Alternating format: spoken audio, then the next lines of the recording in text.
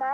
Horlicks খাবে বাবা? সত্যি সত্যি হরলিক্স খাবো বাবা? কি মজা কি মজা, আমার হরলিক্স খেতে খুব ইচ্ছা করে। ডাক্তারবাবু বলেছেন দুবেলা তোমাকে হরলিক্স খেতে। তুমি বসো, আমি গরম জলটা করে নিয়ে আসছি। কেমন? ঘুমা, তোমরা হঠাৎ একেবারে বড় লোক হয়ে গেলে। এবার থেকে 10-20টা ঝি চাকর রাখো, যে তোমার পান সেজে দেবে। হঠাৎ এই কথা বলছিস কেন? এবার থেকে আর অভাব অভাব বলে টাকা ধার চেও না। যা বলবি সোজাসুজি বল। বড় লোকের দেখলি কি? রোজই তো শুনি বড় অভাব, টাকা নেই, সংসার চলছে না। এদিকে তো ঘরে ঘরে হরলিক্স খাওয়া হচ্ছে। হরলিক্স?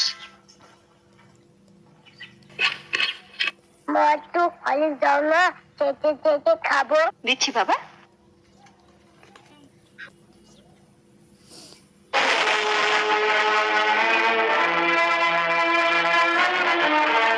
লুকিয়ে লুকিয়ে ছেলেকে হরলিক্স খাওয়ানো হচ্ছে, আর যেই না সংসারে একটু বেশি টাকা দিতে বলি অমনি মুখ শুকনো করে বলা হয় কোথায় পাবো।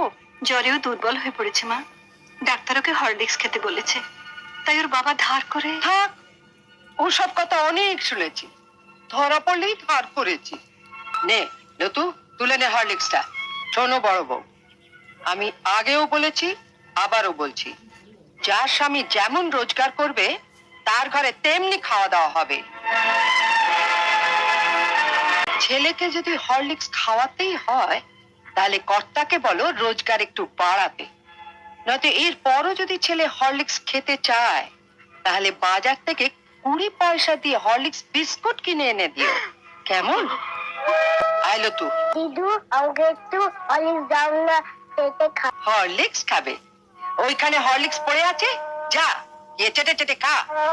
মা, দিদি বলে হরলিক্সটা খেতে, শুয়ে পড়ে চেটে চেটে খেয়ে নেবো। খালি খাওয়া খাওয়া আর খাওয়া, তোকে মরতে পারিস না। ওকে মারছো কেন? আমি আর পাচ্ছি না ছোট, মা হয়ে ছেলেকে একটু হরলিক্স খাওয়াতে পারবো না, সে অধিকারটুকু আমার নেই।